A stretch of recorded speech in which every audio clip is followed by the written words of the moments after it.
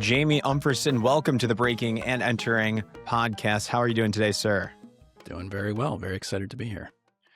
Hell yeah. You are the CCO at Runway and Runway Studios. Is that correct, sir? That is correct. All right. Let's fricking do this. We're talking offline and I asked you what you're passionate about right now, and it's about making things. So that might be the center of this episode here, how that can help the next generation, how that can help people in advertising today. Let's start off with what you do at Runway. What is Runway for the folks that don't know? Yeah. So for those who don't know, Runway is an applied AI research company. We build models and tools that help you make things. So videos, images, ads, short films, whatever it might be. And that's kind of what I do all day, right? I lead the creative team here, and we kind of spend all day, every day inside of the tools making things, trying to help people understand, what's possible with the technology today. Right. So how does that, for me and for the folks listening, how does it differ from the marketing team or are they the same team? Same but different. So we have a marketing team as well, but we create all of the creative that goes out into the world. So brand marketing, product marketing, events, all that sort of stuff. We work hand in hand with the marketing team to kind of put that all out into the world. So do they brief you guys and then you guys come up with the creative that follows that, or is it kind of partnership? It can go either way. Figure it out together. Yeah, a little bit of both. I've been here now 3.5 years, and the team has been growing steadily over time. But for a long time, it was very much we're figuring it out as we go from a creative perspective. So fair to call it the in-house agency in a way? In a way, if that's the easiest way to sort of compartmentalize it. But I would say it looks very unlike a traditional in-house agency, as well as any agency. It's a very unique structure. So can we talk about that structure? How does it differ? Because there's, in a traditional agency, you have an art director paired up with a copywriter, and then, an ACD or a creative director looking over the best ideas, selecting the best ideas, selling it to the client. How does that differ with you guys? Well, we don't really have any of that insofar as the process. So again, it operates really differently. So I come from an agency background, which I'm sure we'll get into at some point. But I'm the only agency creative here on the creative team. We're kind of a mix of all sorts of different backgrounds. So we have former feature film directors, we have former art department production designers, former product designers, video editors, sort of a motley crew of creatives who are just really genuinely obsessed with the technology and figuring out ways to use it to do different things. And so we work as a team very collaboratively. We don't really have a traditional briefing structure. We don't build decks. You'll never build a deck if you work at Runway, which is kind of a lovely idea. That's a campaign of its own, Jamie, for any sort of hiring. Right yeah. I am hiring right now. Nice. But I think the nature of the tools is that they allow you to be much more fluid. It's less of a linear pre-production, production, post-production cycle. You can kind of work through stages and kind of come back, loop around when you find an interesting new nugget along the way. And so we tend to try and stay as flexible as we can in the process of putting creative out, so that we're not locking into something that maybe, bearing out in the process itself isn't really doing the work that you wanted it to. Interesting. Let's kind of hover here for a second, because I think this is probably understanding how Runway uses the product and is probably indicative of how agencies will operate one day. Maybe not. But you have a creative team. You guys are all the experts with the tool itself, probably finding testing out the new product before it's released to the public. So it's do you think for what's working for you guys, I'll clarify that way. So what works with your team is it's one person interacting with the software. They're kind of one-on-one with each other. And then you guys kind of come back collectively. Can you help me understand? Yeah. I mean, you can kind of think of it like the traditional ideation process. You get briefed with some problem you're looking to solve. And I think traditionally most creatives, myself included, back in time, you spend time either interrogating ideas in your head, wondering, can that work? Can that not work? Jotting down in your notebook, trying to figure out how this thing actually extends from that little kernel of an insight into something larger. But what you can do now and how we approach it as a team is you take that idea and you start to produce it with the model, right? You start creating imagery that might represent moments in that script, or you start generating the actual footage and building out a rough cut. And in that process, you're doing what you used to do in the abstract of your mind, but you're doing it visually. You're actually able to react to the idea on a screen. And then if it's working, great. If it's not, you go back and you change. Right. Because in the traditional sense, you would not start crafting an idea that wasn't approved, or you might do like a quick little mock-up, a sketch of some sort, even sometimes just a piece of paper, Yep. and then you would show it on a Google slide or actually like the actual tactile paper to your creative director, and that's around, and then you'll know from there on out if it gets the green light. And why I think we've done that for so many years is to preserve time.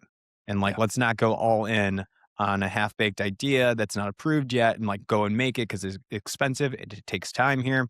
But with Runway, it seems like now that you guys can just make it so quickly and it's not like an obstacle. Yeah, I mean, you can, in a way, at this part of the process, think of it as like a translation tool, right? I think so often when you're trying to share an idea, if it's a truly novel idea, it's hard to communicate in a script or in a mock-up, right? It's really hard to get the entirety of an idea across. And so Mhm. what these tools allow you to do is visualize it very closely to what you have in your head. And so there's less lost in translation as you share that idea, whether it's with your creative director or your client or your production team. You can really utilize the tools to just be a translation device between like the abstract thing floating around and the thing that you actually want to go and create. I love it. So then that makes sense then. You have so many different perspectives on your team. Not you said you're the only one from an agency background. You're the CCO, which I like to hear. Which makes sense to me. So when you're reviewing the ideas, then you can then pick which one you want to go forward with, and like let's put more resources behind that. Is that correct?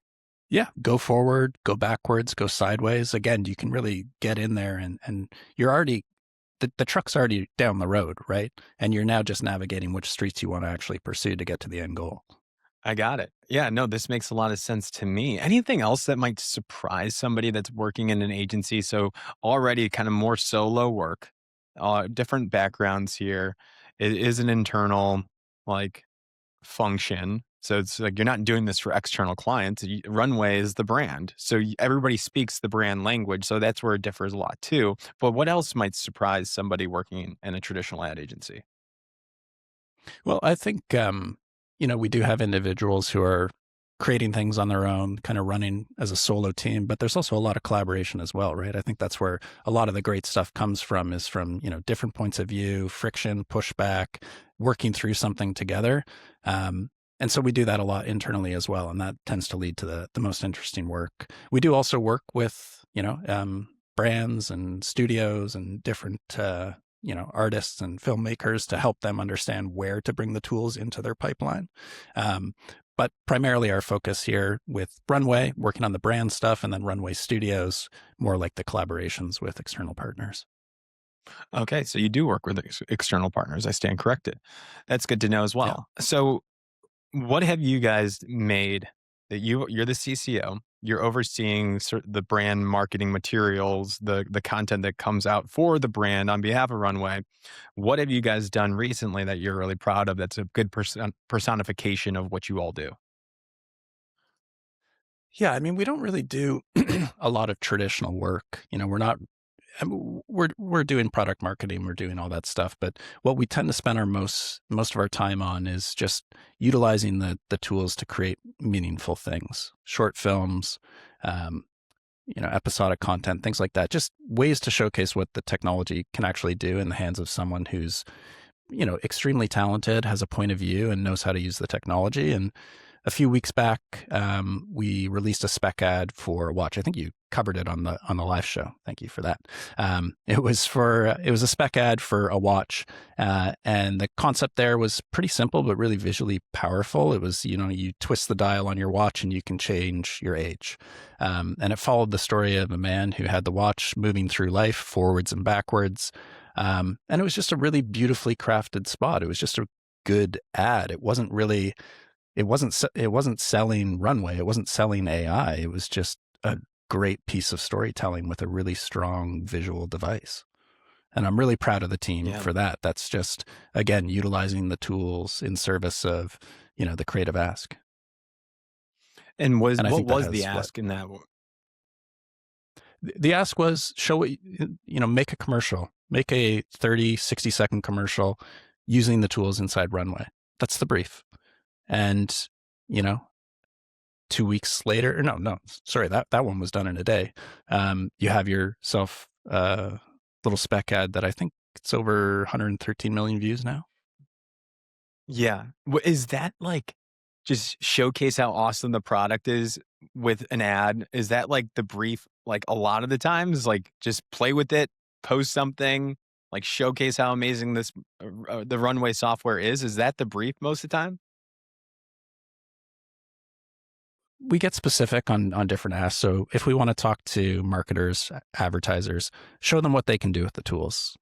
That's the specific brief. That's who you're talking to. Speak the language of what an agency wants to be doing. Make the thing that they want to make that maybe the budget doesn't allow for or the timeline.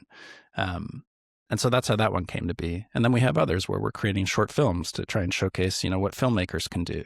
Some are more VFX heavy. Some are more like dialogue driven, character driven. And so, always looking for opportunities where we can just not even talk about the tools, but just show what you can make with them is really the important thing and where we spend a lot of our time as a team. It's actually a fairly simple process. It seems like just identify the target audience of who would purchase Runway or a subscription, whatever it might be. Find that target audience and show the tool and how it works and what they can create with it. Is that correct? Yeah. I mean, like when I talk to all my agency pals, I'm always curious to know, what tools are you using? Are you using any? How are you using them? And how are you thinking about them? I think we're still very early in all of this, and definitely I think there's so much that will change with the technology itself, but also just how we're bringing them into the process.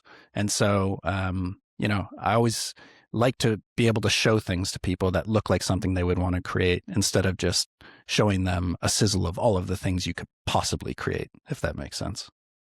Yes, absolutely. And yeah, I want to get into how you became at this role here as the CCO of this kind of the lab, if you will. So let's kick it back. Like, let's talk about how you broke into advertising because I know you have an agency background, Jamie. Yep. I wanted to learn how. At what point did you say to a young Jamie, to yourself, "I want to work in advertising"? It was probably later than most. I was my mid-20s out of university. It was 2007, 2008, so not a great time to be looking for a job. And I didn't really know what I wanted to do. And I didn't actually know that advertising was a thing I could get into. And a pal of mine, Omid Amidi, who I think is a friend of the show, Oh yeah. he was just getting into it. And he said, I got this gig as a copywriter. And back then I was like, oh, like legal copyright? Yep. Yep. Which I don't think I'm the first person to think that. I thought that at least too. I hope not. Okay, great. Strength in numbers here. Mhm. And so that kind of opened my eyes to this whole avenue of opportunity because I was always, as a kid in school, I was always making little videos, claymation, skits, things like that, ways to get around like writing an essay or doing an assignment. I just wanted to make things. And so when I found out about, advertising as a pathway to do that, I got really excited, but I didn't have any of the credentials to break in. I didn't go to portfolio school. I didn't even know that portfolio school existed. But through Omid, I kind of realized that there was this whole thing, found a couple books to read, met a couple people who were from the agency world, kind enough to give me some advice. And they were just like, put together a portfolio, put together a book of ideas, and just start sharing it around. And so I read the books. I listened to a lot of Dan Balser's podcast. Hmm. Don't get me started. I think we talked about that. And that was kind of my education. And I started putting together a portfolio.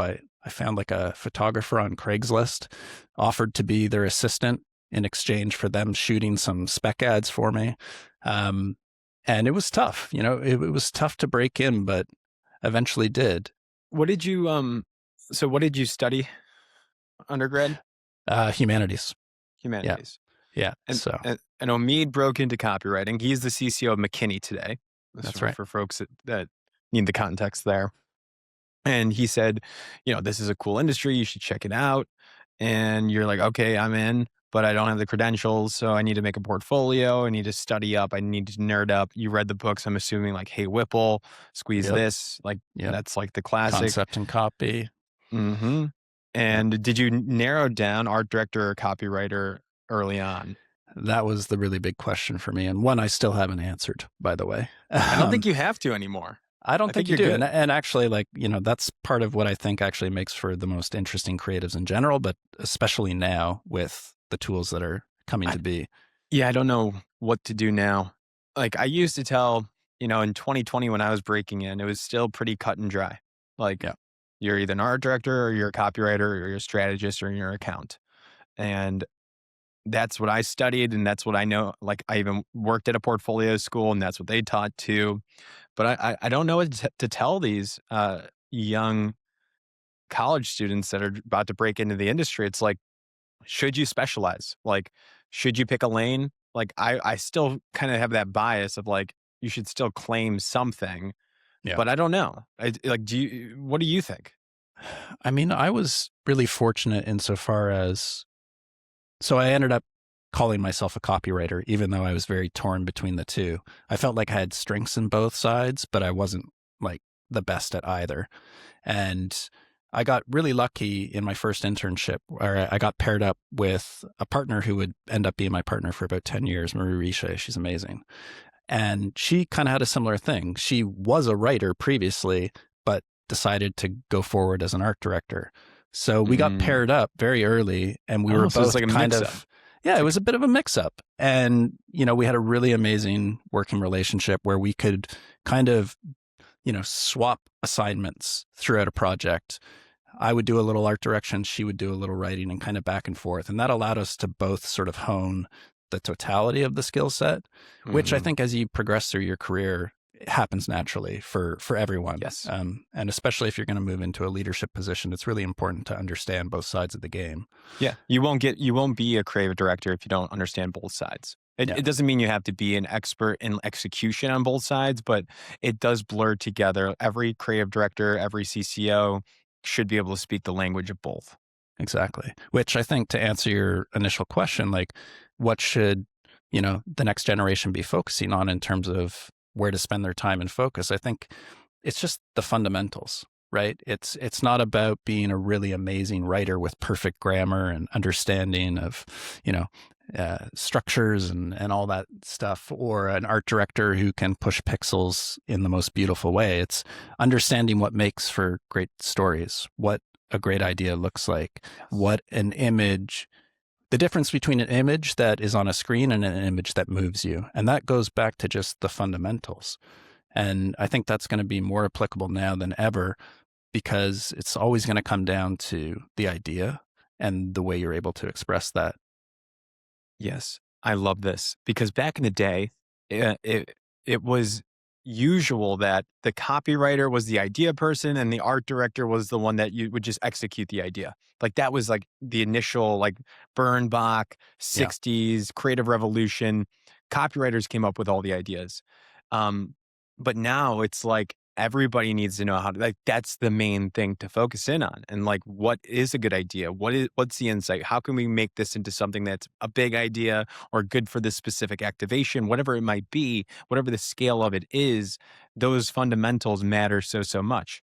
And there are so many books that speak that truth forever. Like Hey yeah, Whipple, for example, still you can read that and you can get the fundamentals of how you concept, how you come up with a good idea. That doesn't go away. It's just the execution now, which is kind of liberating in a way where now if I'm a student I can spend more time looking at the best ads, all the archives, all the D&AD annuals, and like really nerd up about the history, and then think Yeah, about my taste, and spend less time watching YouTube tutorials on these other softwares. And like that's where a lot of the barriers to entry actually came in with the craft and execution. Am I thinking this the right way, Jamie? absolutely. I mean, I was deathly afraid of Illustrator and InDesign, and that's why Mm, I didn't think I had the ability to be an art director, was because there was that technical barrier for me. I was yeah. amazing in Photoshop, and I like to think I had pretty good taste. Um, but it was the fact that I needed to be proficient in Illustrator and InDesign on every application I saw, where I was like, well, I guess I'm not going to be an art director. Yeah. I think about all the people, years ago, there's like only a couple years ago, and all the years before that, that wanted to be in art direction, but couldn't because they weren't proficient in those tools.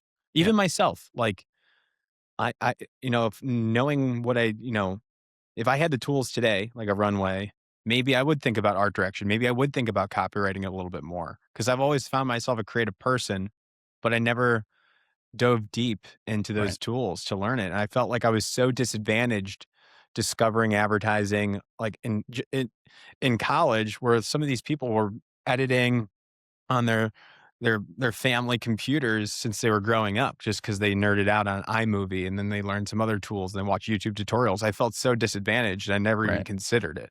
Yeah. I mean, that's kind of what it's all about, right? Is like removing those barriers, making it much more accessible to bring an idea to life, bring it into the world in a way where others can actually react to it and engage with it, without needing to spend months or years learning the software. Yeah. Yeah. I think the big danger, right, that we hear on LinkedIn and all that is that it replaces the fundamentals. Like, and it could. Like, I can use an AI, I can use ChatGPT to come up with an idea for an ad. And that's the big warning. It's like you can't skip that part, like for the most part. Yeah, I mean, I think that's true without AI in the mix, right? We've Hmm. seen it many times over. Someone looks to an annual, an award book, and they're like, "There's an ad idea. Let's make that." It's like it's the same thing. Like you need to have a point of view. You need to have an interesting idea for something to resonate. And I don't think AI changes that at all. If anything, it makes the idea most important. If you want to go and use ChatGPT to come up with an idea, you're probably not going to get something great, but you could use ChatGPT to bounce back and forth on ideas Hmm. and discover something in the process. But ultimately, it's going to come down to you curating, seeing the little kernel of something, building upon it, choosing which directions to go. Those decisions aren't made for you. And if they are, it's probably not going to be great. So jumping back to your role today and the environment that you're overseeing, a creative environment, how do you still foster the fundamentals of a great idea? I know you're probably hiring people that know it innately. They've discovered it throughout their career and they in their different past lives, past careers. But like now that they're in Runway and they're immersed in the tools, like for me, I feel like I might get tied up and I might forget the fundamentals. So what are Yeah. you doing to kind of reinforce the good idea? I mean, for me, I'm always looking for people who are just incredibly curious creatively. They're always looking to try new things, push in new directions. They have a really interesting point of reference that they're coming from. For me, my mentality from trying to break into advertising through my whole career was my portfolio was, even once I had like pretty good client work, I was mostly featuring projects that I just went and made on my own because it was the work that excited me. I'm a really strong believer in like making work for yourself. Hmm. And if you do a good job at that, you're going to find an audience. Hmm. Obviously, you're going to have to answer client briefs and things, and that's all well and good. But if you're going to present yourself to the world with a portfolio, for me, what I always look for is, do you have a point of view in there? Can I see the way your brain works? Can I see what directions you choose to go, whereas everyone else might go the other way? To me, that's exciting and interesting. And to me, that's the kind of individual, that's the kind of creative who thrives with these tools. They just have that curiosity, and now they have the ability to actually like pursue those things. I Right. love So, it. um, yeah.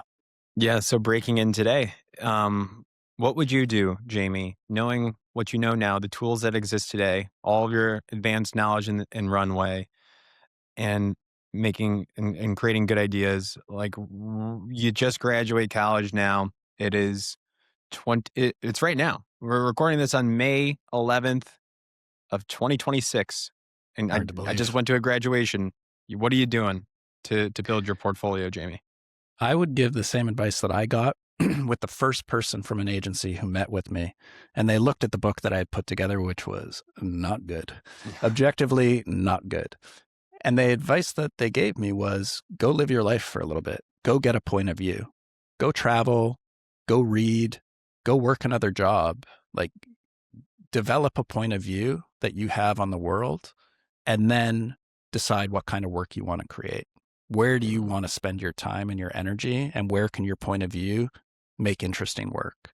That's the advice that I got, and that's what I did, and that's what I would tell people coming out of What college today. what does that mean? Like go, like what am what if I need, I'm playing devil's advocate. I'm poking Yeah, at of you, course. Jamie here. So riddle me this: college debt, parents pressure. You gotta get you don't have a full-time job yet. What do we pay for? What'd you do there? You don't have a freaking, you're gonna go run around. I guess, like, what did you do? Or What did I do? what do you say in response to these pressures? Well, I managed a bar for a little bit, which was a time. And then I designed coupons for 3 years. I listened to Dan Balser in the morning while exercising. And then I would go to a company called save.ca and I would design coupons for 8 hours a day for toilet paper, laundry detergents, etc. And in the nights, I would read the books, get brushed up on the fundamentals. So, I was like in a design role. Hold on. How many coupons did you make? Oh my God, I made so many coupons. So, Hell so yeah. many coupons. Like, where would Um, they go? Like, everywhere? Like, they were, they were, I get my coupons texted to me and emailed to me. It's just like, here's a link for 20% off at Chipotle. well, Here's a you're buy. living in the brave new world of coupons. I come from the generation where our coupons these were actually pretty innovative at the time. You could select the coupons you wanted as a consumer online and they would get printed and mailed to you directly. It's very innovative stuff back then. Hey, that's Yeah. pretty good. I remember those coupon books. Like Oh my yeah. mom would get one of those, like Brand a big, saver. yeah. Yeah. Yeah. And there was actually some good stuff in there. I would like flip through there. Absolutely. Yeah. But that's what I did, like I had to make money. I had to have a job, but it allowed me to get a little bit of perspective on what I didn't want to be doing, which was designing coupons. It allowed me to spend time reading the books, getting the fundamentals, living my life as a mid-20 something, and putting together a book very slowly, finding people on Craigslist to help me shoot an idea, begging my friends to, be models in it or help me draw a frame that I couldn't get. And then I just started hounding agencies, trying to get jobs and pitching them ideas. And eventually I got my internship. How did you feel? Well, how do I want to phrase this? It's like you knew you weren't going to be designing coupons forever, right? I mean, for a moment, I thought I might. I But guess, like, yes, how do you deal with like the deflation of that? Like, if you know this isn't right for you, you have better taste, or you're working on a higher goal there. Like, how did you develop the patience and the consistency and not give up and go into another industry like sales or something, or like, I don't know. I mean, I think it takes a certain kind of person to work in advertising to begin with, right? You need that level of conviction, that grit to push through. And, you're faced constantly with rejection. This isn't an easy field to be in. Like it's a bad choice if you want a cozy life. You're constantly being told, no, that's bad. Mhm. And constantly being pushed to be better, which either it's going to work for you or it's not. And I think in the context of that first job, I was doing that for myself. I was saying, this is not good enough. I can be better. And so I was doing the job. I was honing my design skills. Look, they Yeah. were coupons, but I was making them look pretty good. Those guys, it's Pretty like good. the 10,000 hour thing. Like, you're getting so many reps in on each little Yeah, design. Like, exactly. it's helping you for sure. And so, yeah, it's a matter of time and conviction that, you're going to be able to get to where you want to be. And it just takes work. Yeah, I hear so many people, they want to break into art direction or copywriting or content creation, whatever it might be within an agency, but they don't have the portfolio. to pull it off right now. And there's a couple of things that you can do. You can go to portfolio school, invest, or a VCU brand center, get a master's degree. That's the money and Yep. time. That's 2 years, 1 to 2 years. That's one route. The next route is you can break into an agency on the account side, Yep. and then, or you can work on your own and, find a side job, manage a bar, work on coupons. But besides the portfolio school one, uh, you're working, like, you're gonna have to work your 9 to 5, or work a job, a day job of some sort, and then in addition to that, work on your portfolio. It seems to be the same case today. Like, you have to put in that extra work to get to where you want to be. I think so. Yeah. I think now you just have tools that can make that process easier and you can scale the ambition of your idea. I was working with an 8.5 by 11 piece of paper and pencil drawings to try and communicate Mhm. my ideas to my hopeful creative directors.